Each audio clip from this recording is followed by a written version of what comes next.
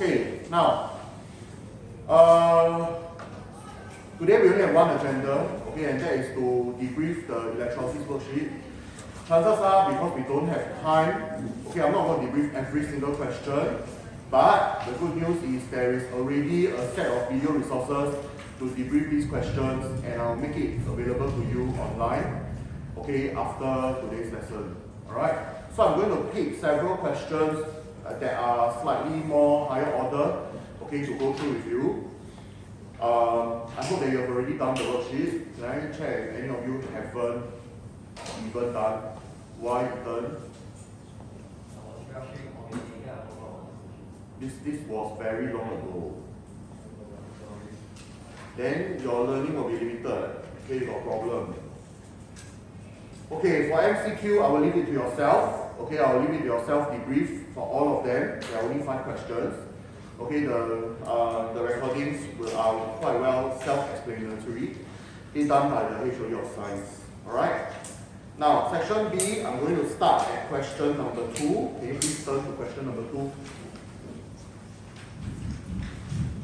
Alright, now, question number 2 is the easiest context of electrolysis, okay? And the context that they are discussing here is the extraction of magnesium, okay? Now, from where? From molten magnesium chloride. So we are looking at this substance, okay? Molten magnesium chloride. Molten means no water, right? That means I heat until this substance melts. Okay, that means I do not have a complicated situation of having H plus and OH minus. Okay, present to wreak havoc in my electrolysis. Okay, now, so if we were to take a look at the setup, okay, this will be one classic example where the setup of electrolysis is not like a conventional one where we have 2 electrodes, okay, extending into the solution and all that. Alright? So let's take a close look. Okay, where is my electrolyte? There are a few things I always want to highlight to myself. Okay, the electrolyte is here. That means this is the reservoir where I put the substance that I want to decompose. Okay, secondly, I want to see where is my anode and where is my cathode. Okay, so you notice a few things. Number 1, the anode, okay, is right here in the middle. And it has a positive charge. We remember that the anode attracts anions. And what are the ions that are present over here in this system? There's only Mg2 plus and Cl minus. Okay, whereas the cathode attracts the cations. Okay, so these are the things, if you are new to electrolysis, okay, you might want to put it down to remind yourself. Alright, what are some of the key stuff you need to see when you're doing electrolysis? Okay, now, so the first question, compare the densities. Okay, we are going to go in to analyze the question. Compare has the idea of, okay, more, less. Okay, these words must come out in your comparison. What are you comparing? You're comparing the density of molten magnesium. Molten magnesium is this guy here. And molten magnesium chloride, okay, which is this guy here. Okay, so obviously molten magnesium is floating on top. Okay, then you have your explain your answer. So the answer is quite clear. I'm going to write something along the lines of, let me change color. Molten magnesium has a lower density than molten magnesium chloride. As it floats on molten magnesium chloride. Okay, so where are my key sources of evidence? This one, the floating is the key source of evidence. Clear? Okay, this should be a case of marking only. You should take your green pen and mark. This question, if you have so much writing to do, that means something is wrong.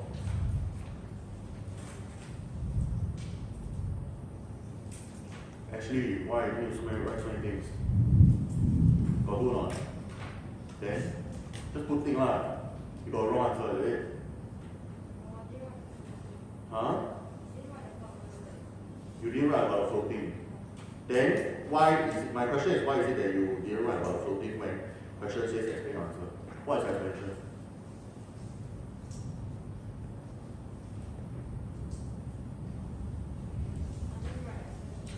Didn't write explanation. Very funny, right? You need to select yourself correct. Question already say explain, then don't explain. Then come back, cannot get marks. Okay, next. Suggest why magnesium has to be extracted.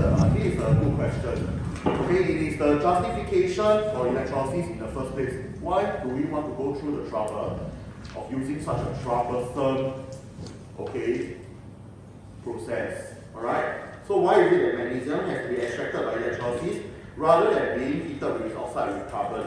So in a parallel universe, we know that if we will extract other metals, for example, if we will extract copper, we can heat it with carbon and we can get Cu and Co, correct? Okay, you should learn this under metals. Okay, extraction of copper from its copper oxide, because copper is a relatively unreactive metal. So therefore copper oxide is very easily converted into copper because carbon can easily just steal this oxygen away. Alright? But why you all copying this? This is in your notes. You all write this for what? You are not listening, okay? You are just copying blindly. No point copying blindly. Nothing will be the same when you go for exam. It's more important to write down what chapter is it. Okay, and the extraction portion, you are learning about how the certain oxides can be easily decomposed, or rather easily reduced. You learn two. One is the use of carbon, another one is what? Use of what? Hydrogen. Remember or not? Okay, very big chapter, metals. Alright, very, very big chapter. And it's broken into two. Anyway, the first part of metals chapter comes from metallic bonding in Sec 3. Okay, and then the whole portion on alloys. Okay, what layers of metal ions cannot slide past each other easily when the force is applied. Remember not? Okay, why are alloys stronger and harder than pure metals? That's the start of the metal study. Sec 4, or rather end of Sec 3, what you learn about the reactivity of metals, the order of the reactivity, and how, when by the time you find, for example, potassium, okay, or in this case, magnesium, alright, I'm going to use magnesium as an example because this is a question. You find magnesium, it will have reacted with oxygen in the air. And when you find magnesium in nature, you find it in the form of magnesium oxide. Why is it that I cannot just simply add in some carbon and I will be able to get this? Why is it that this reaction does not work? Okay, it's got to do with the relative stability of this guy here compared to this guy here. Magnesium oxide is very stable. Why? Because magnesium is very reactive. Okay, so if you are a very reactive person and you find a partner and you settle down, you do not want to go back to becoming single again. Okay, so that is the analogy that I like to use to remember. Why? Nathan recently single, is it? Okay, that is recorded. Suggest why magnesium has to be extracted by electrolysis rather than heating its oxide with carbon. So they are telling you heating its oxide with carbon is not working. Okay, so we want to first establish that magnesium is a very reactive metal. Okay, so because it forms a very reactive metal, what is the consequence? Just now I told you already. What's the consequence of magnesium being very reactive? It can form what? Who is stable? It forms an oxide that is very stable. Okay, very stable. So therefore, right, difficult for carbon to reduce magnesium oxide. Okay, the last point probably doesn't have any marks, so I will Most likely give you marks for this and this.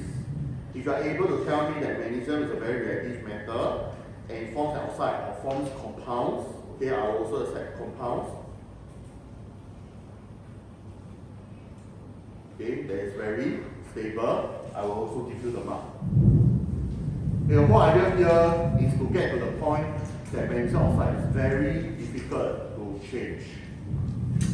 Clear? Okay, so this is not electrolysis per se, but it is the justification for electrolysis. If I were to tell you rather, which page is this part on, or which page can you get this from? This one from your handout, page 1. Okay, the whole idea of why electrolysis is even a thing. Clear?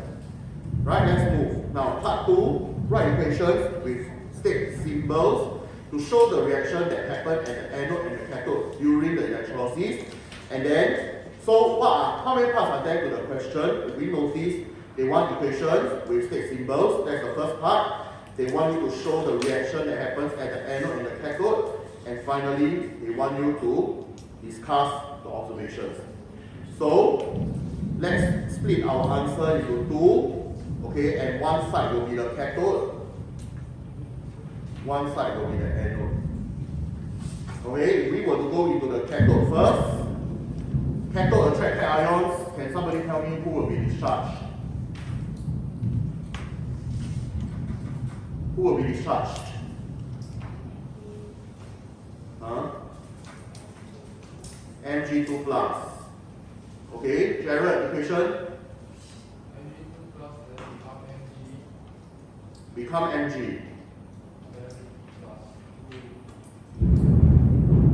What's the state at the end? State.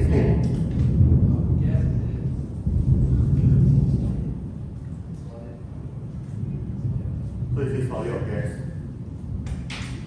Magnesium is a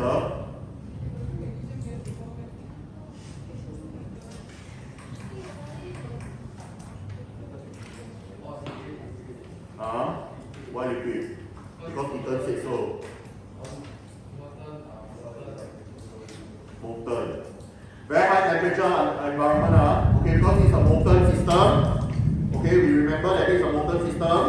So another thing about a molten system is that it has very high temperature because you want to keep the ionic compound in its molten state. This guy here is an ionic compound. Okay, to keep it molten. Alright. So as a result, most likely, okay, when the metal is being formed, this metal will be a liquid state. Okay, in its liquid state. Alright, now, so what are your observations? What are your observations over at the cathode side? Ethan, this guy here is being formed.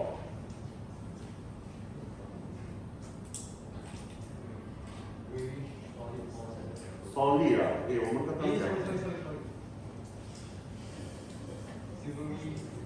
Okay, all metals got similar appearance. When it melts, it appears like a silvery liquid. Silvery liquid form when? Don't need form when. Silvery liquid observed will do. Okay, next. Nathan, anode. Give me equation. Who gets discharged?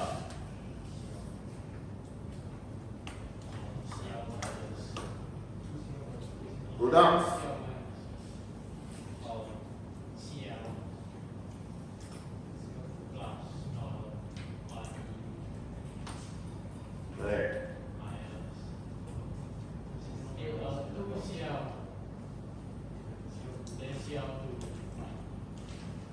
State.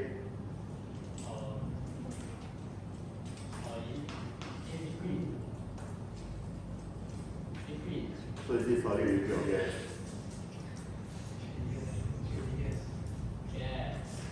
Why gas? Why gas? Huh? So why magnesium not gas?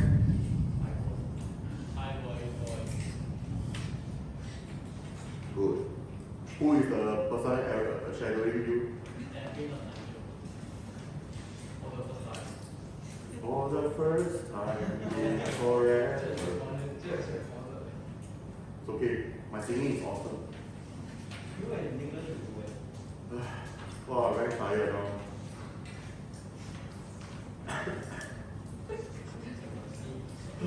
Can I just go home?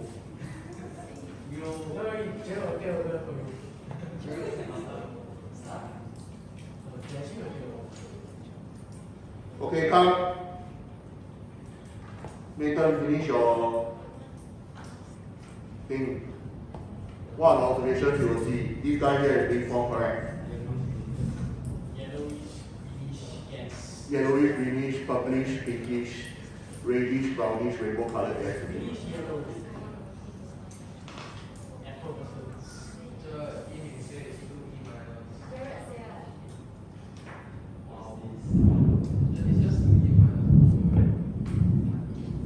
Big deal. Okay lah, 2 lah, forgot to balance lah. Not my fault, it's Nathan. Okay, so the correct observation should be effervescence of a greenish yellow gas. And this effervescence, you know, okay, is the effervescence of chlorine. Chlorine can only be formed as Cl2 because it is a group 7 element. Okay, it has to bond with another chlorine atom in order to share 2 electrons so that you can get an octet electronic configuration. So chlorine is never formed as a Cl atom. Alright? Next, suggest. Okay, wherever you see suggest, suggest has the idea of any scientifically accepted answer, okay, based on your knowledge. So suggest one as stream of inert gas is blown over the surface of the molten magnesium. Okay, first question for benevolence, what does inert mean? Unreactive, okay? This gas does not react with anything else. Okay, it is an unreactive gas. Now, so why is it that I need to ensure a layer of inert gas here, okay, blown over this molten magnesium? You're worried about what you're reacting with who actually? Yeah, we are in the correct direction. To prevent the molten magnesium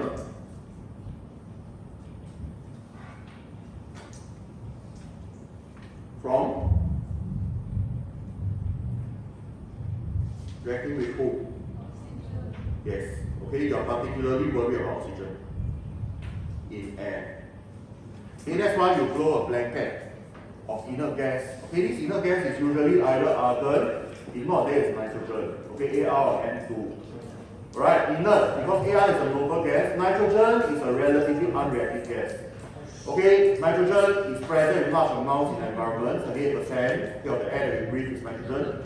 That's why nitrogen is cheaper. Right, but sometimes in the research lab, in order to be absolutely sure, we will use argon. Argon is a group 0 noble gas. Okay, very unreactive. Right? So, also with the high temperature, you actually promote magnesium's reaction with oxygen. Right, very high temperature. Already, at room temperature is very reactive. Okay, imagine heating up to that kind of temperature where so hot that it's melted. If you don't blow a layer, a blanket of inert gas over it, okay, confirm react with oxygen. All the magnesium they try and extract, go back to becoming magnesium oxide. Got problem. Alright? Okay, question 3 is the next question I want to go through. Let's look at question 3. Now, question 3 is an electrolysis of very dilute aqueous sodium chloride. Okay, so now concentration comes into play, and we remind ourselves that sodium chloride is made up of Na+, Cl-, and because it is very dilute, I also have H+ and OH-. Now, the word very dilute should ring a bell. Okay, once you see this very dilute, you will know that somebody will come into play, and that is the factor of concentration. Okay, the factor of concentration will come in to affect your selective discharge. Is this lesson ending? For me, yes. Bye, get lost. Okay, now oxygen and hydrogen are the gases that they collected. then there's a certain extent to which I'm giving you what the products are, and you're supposed to tell me about the theory from there. Okay, so this is another example of an atypical electrolysis setup. Why is it atypical? Because there's actually effort put into collecting the hydrogen and oxygen gas using an inverted test tube. You can see? Okay, it's an inverted test tube. Now, O-level seems to be quite fond of this question. Alright? Now, what else do you notice? Okay, platinum cathode. Platinum is what kind of electrode? Okay, platinum is an unreactive electrode. Okay, so we are not concerned about the nature of the electrodes here. Therefore, confirm only concentration is something that we want to explore. Now, very dilute equals sodium chloride. You have the battery over here, the cell rather. Okay, therefore this makes that side the negative, that side the positive. Okay, the anode and cathode is identified for you. Right? Now, what else do you notice? You should already notice also that how come as the reaction progresses, there is only the ratio between oxygen and hydrogen is 1:2. Okay? Now, so let's carry on and read the question. Oxygen forms at the anode. Okay, what is the reaction that oxygen is formed using? So we go back to quickly revise what are the selective discharge between sodium and hydrogen. Who will be discharged? Hydrogen definitely, correct? Between chloride and hydroxide, who will be discharged? Very dilute, so therefore hydroxide will be discharged. That's why one side form H2, one side form oxygen. Here. Okay, now, so the equation, okay, should be a case of you are only going to mark because I told you to memorize this equation correct. Hydroxide, discharge to give me water, oxygen, 4 electrons. Can mark? Okay, this one commit to memory. It will be a lot more convenient for you.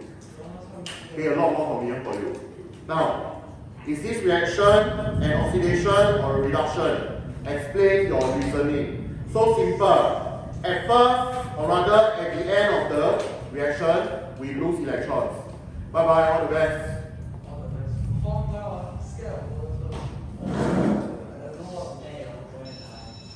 What item are you doing today?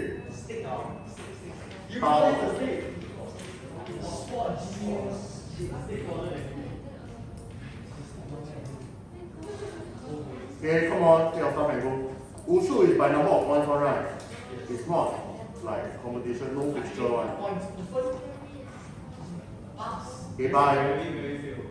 Go. Bye bye.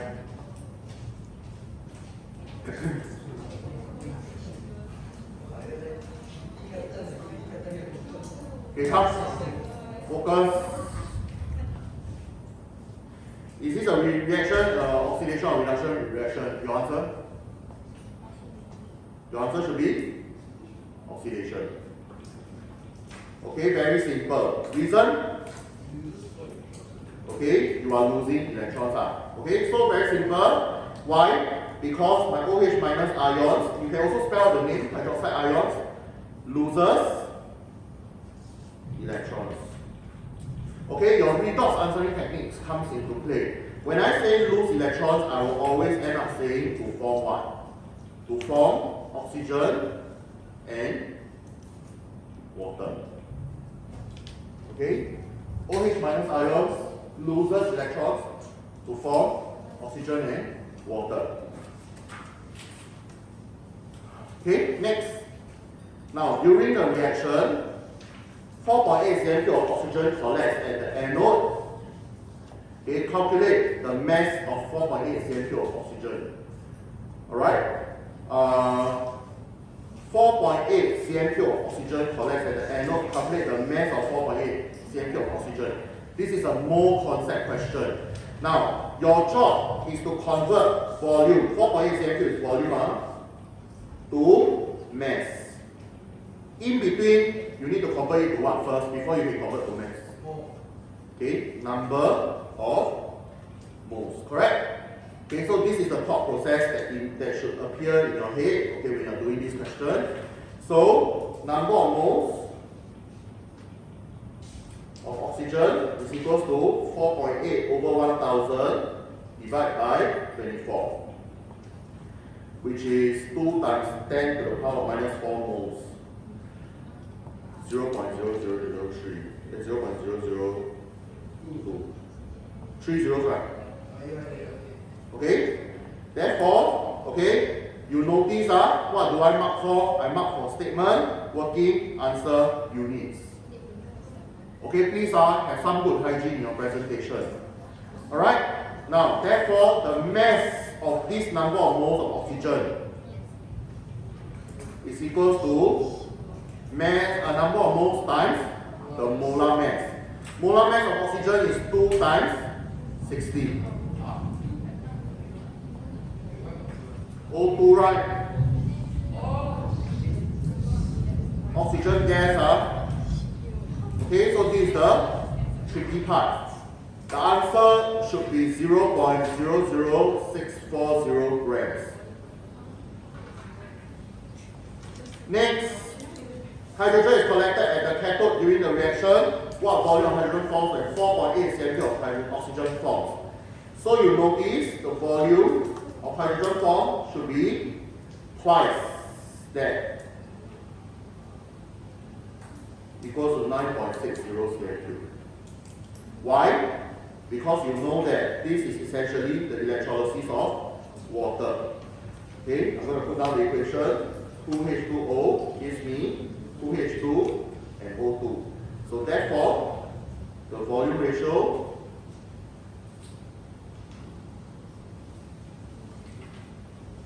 equals to the mole ratio of O2 is to H2. Okay, equals to 1 oxygen is to 2 hydrogen. So therefore, volume ratio is mole ratio. This is the concept that's being tested here. Okay? Now, after the electrolysis has been running for some time, the solution becomes more concentrated. Reason? Right? All the while you're losing water to electrolysis, the water is being removed from the system. So, the solution becomes even more concentrated, right? Legit. Right? The sodium chloride left behind. Who are the left behind ones there? These two are the left behind ones. Okay? They are becoming more and more concentrated because my water is being removed from the system. Alright, so the question now is asking you, okay, what are the products of electrolysis when the solution becomes more concentrated?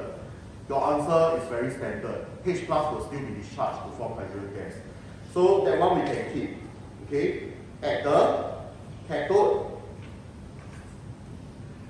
okay, hydrogen gas is the product. Because the question is only asking you, what are the products? Just state, no? Okay, so this is just a state question. Okay, at the anode, this time round, instead of oxygen and water, you are going to get chlorine.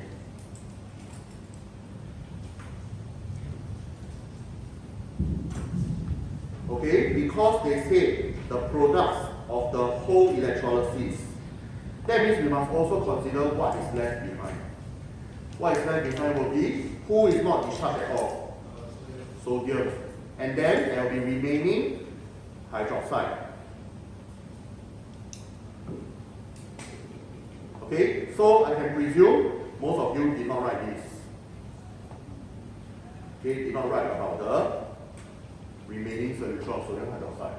Yes? You only wrote what is at the electrodes.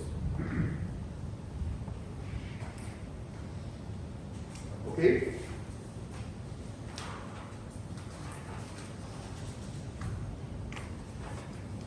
Question 4, do by yourself. Okay, video very clear. Let's move on to question 5.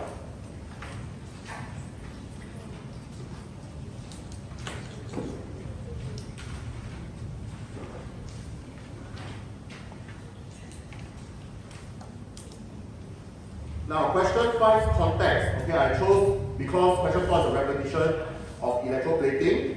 This question's context is electroplating. Okay, electroplating is under which part of the chapter? It's under applications of electrolysis.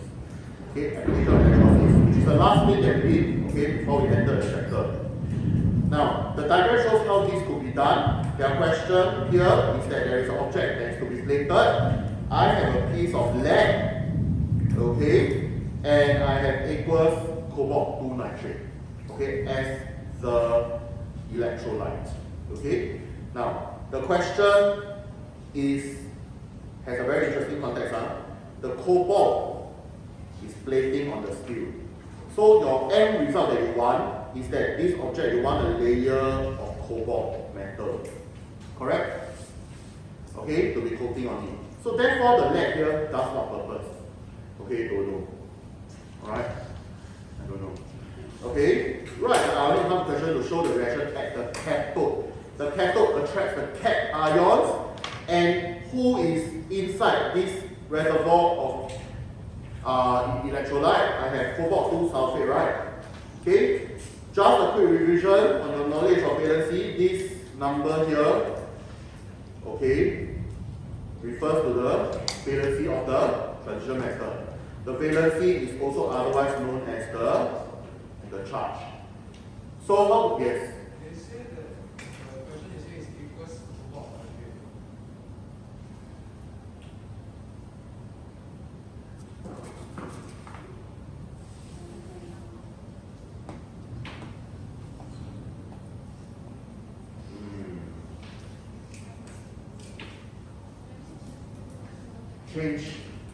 Change to cobalt nitrate. Okay? Now, doesn't matter. Actually, it doesn't affect the result. Okay, so CO, maybe, then I change this now, okay, to NO3. Okay, how do I know? Because 2, okay, means CO2 plus.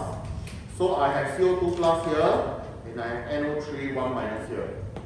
Okay, obviously, this is aqueous, there's also H plus and OH minus, correct? Okay, but very clearly, who is being discharged at the cathode? Is it cobalt or is it hydrogen?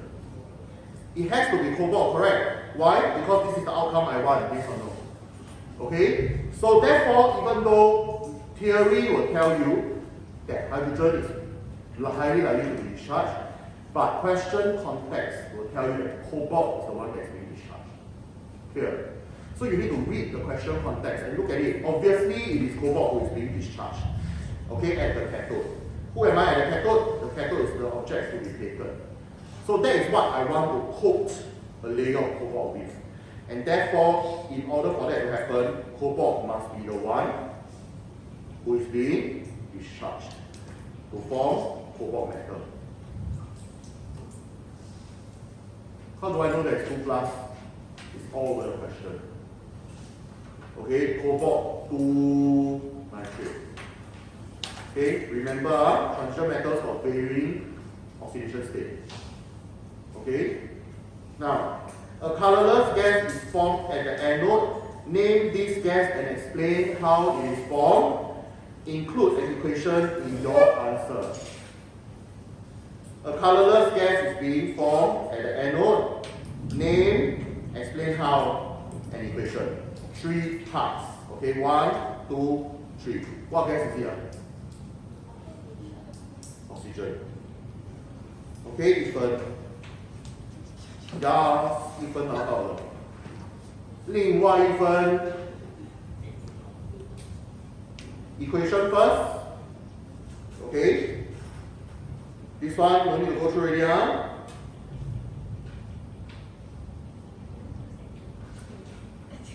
Correct? Because hydroxide is being discharged at the left side, yes or no? Then what is my last mark? Name, equation, explain how it is formed. Go on, this one count. What do you think they want to see?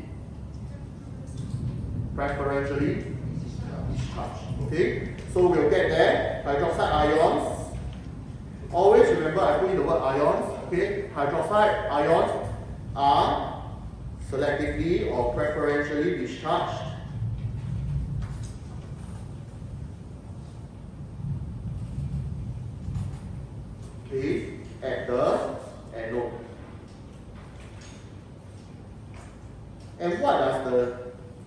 discharge mean? It means it loses electrons. This part is important. Okay, loses electrons to form water and oxygen gas. Okay?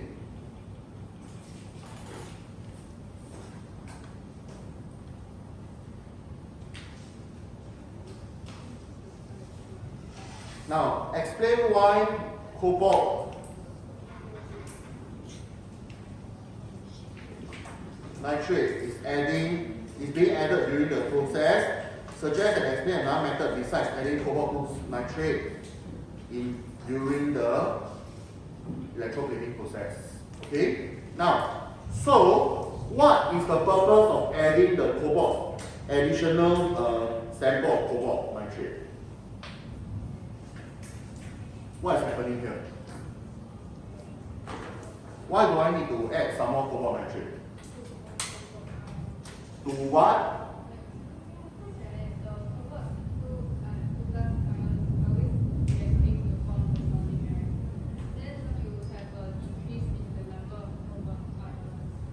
Instead of number, the better term will be?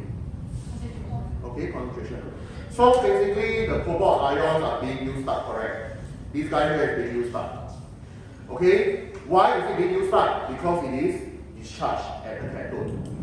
Okay? So give me the idea that you understand. Okay? First point, we want to talk about cobalt 2 plus ions are discharged at the cathode. Okay? So therefore, they will be used up. Or you can use the word depleted, okay, over time.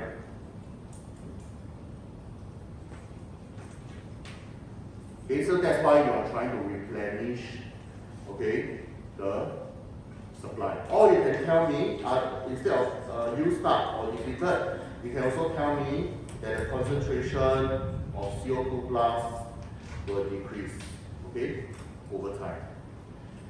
Alright, now then they are asking you for a suggestion. What is the suggestion? What is the one that we actually learned in the notes? Rather than keep on adding a solution, what would be a good way to actually don't need to keep adding a solution? Yeah, which electrode are you going to replace? Change the useless lead, correct? Into what? Into cobalt. Okay, good. Replace the lead electrode with a cobalt electrode.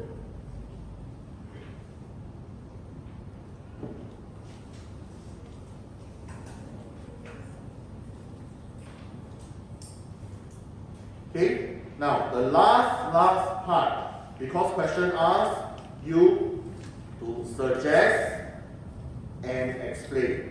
So this part of explanation must follow down here. Okay, so why is it that you will suggest that I replace the lead electrode with a cobalt one? Okay, the reason is because the cobalt electrode, what will it do? Will, instead of the hydroxide losing electrons, the cobalt electrode itself will lose electrons to form CO2 plus ions. Okay, that somewhere along the lines of replenish, okay, the cobalt ions in the electrolyte, or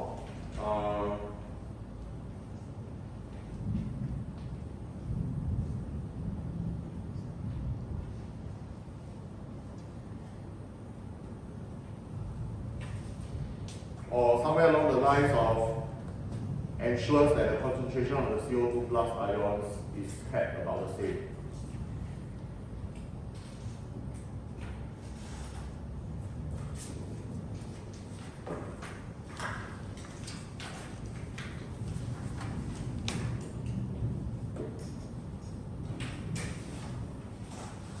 Okay.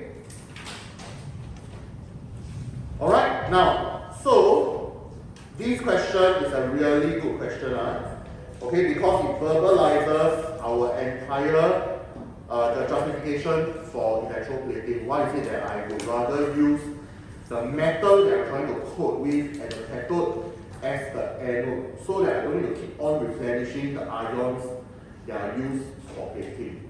In this case, I'm using CO2 plus for plating. If I want it to continue running, I need to keep on adding CO2 plus solution. Okay? But then if I were to use a cobalt anode, then the cobalt itself will be the one losing the electron. Just a quick recap. Okay, this is what's going to happen.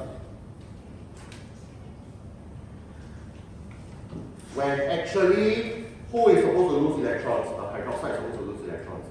But now I change it to a reactive electrode, which is cobalt itself. Okay? Question 7. Now, question 7 shows two electrical cells in which magnesium ribbon is used as one of the electrodes. Okay? So right now, this is an electrochemical cell.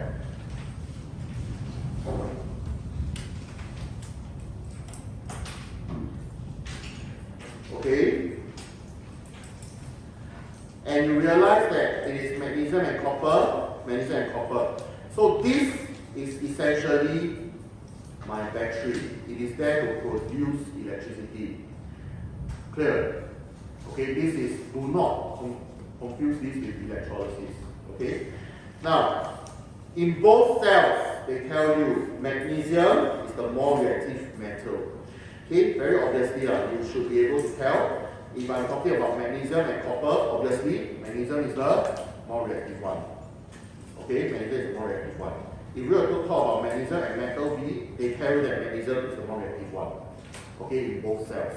Okay, so if I want to highlight for yourself what's happening over here, this is also more reactive.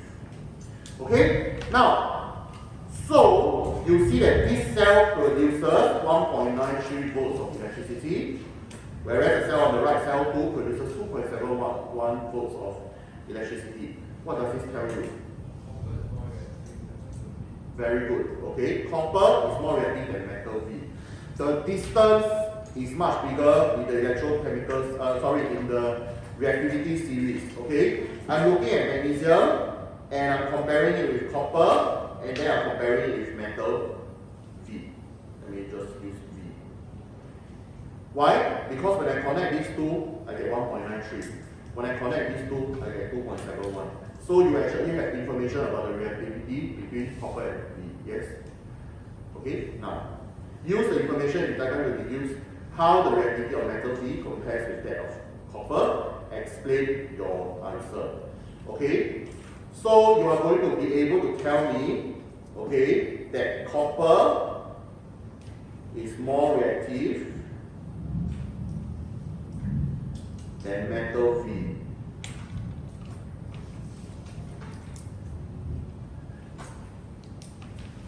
Okay? Why? Cell 2. Okay, I'm just going to put down the keywords. Larger voltage indicates what? Cell 2 has a larger voltage, indicates that the difference between difference in reactivity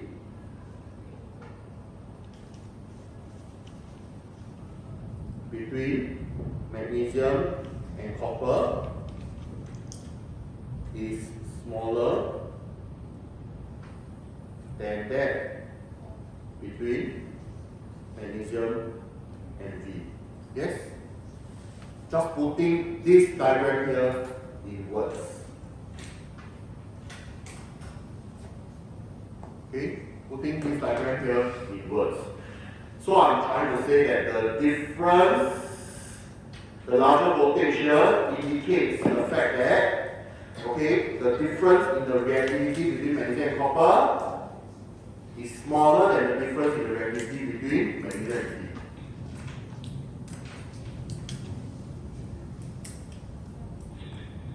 Clear? Any words to that effect will give you the marks. Okay?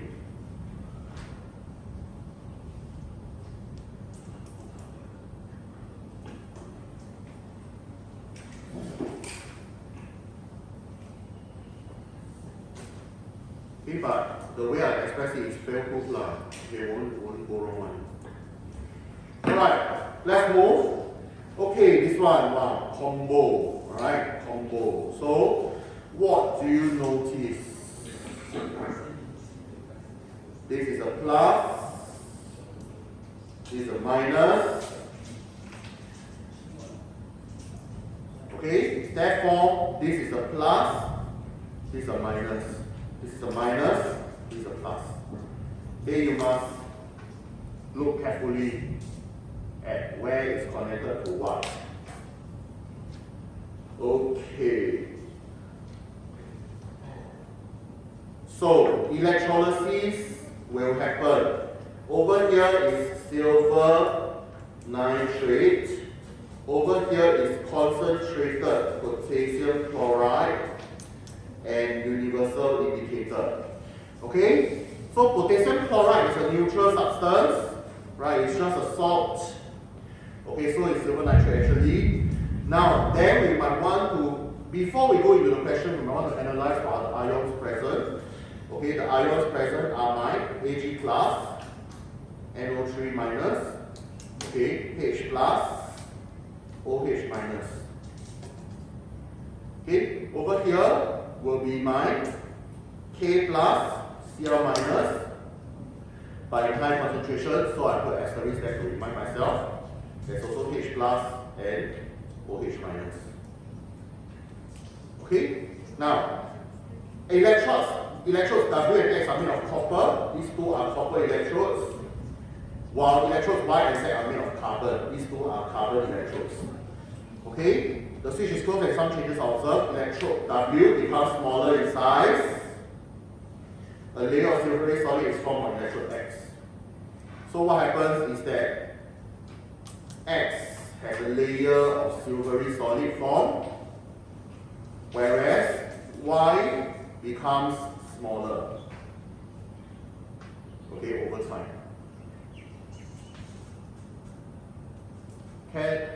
Zan, are you okay? Are you okay? Alright, now, so write our equations for that occur at electrode W and X in cell 1. Okay, W, Cu itself, remember this whole thing is made of copper, is becoming smaller. So what is happening to the copper electrode? It is losing or gaining electrons.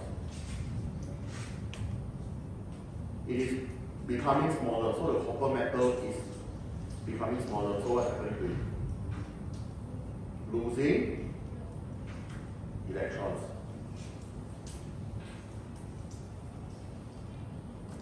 Okay, losing electrons. Now, so this is a reactive electrode. What is happening here is that it is entering the solution and the electrons are being lost. Correct? Okay.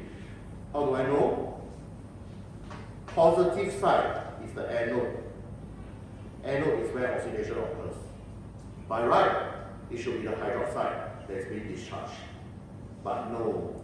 Why? Because I'm using copper here.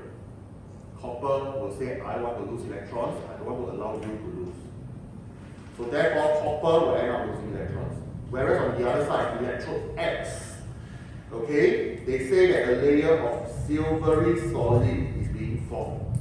What solid is this? What solid is this?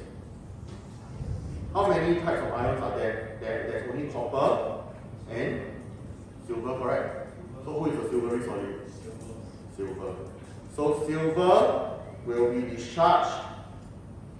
Ag plus will be discharged by gaining electrons to form silver solid. Okay? Let's call it a day. I'll see you next lesson. We'll finish this worksheet. Okay, then we move on to LP. Huh? Yeah, here.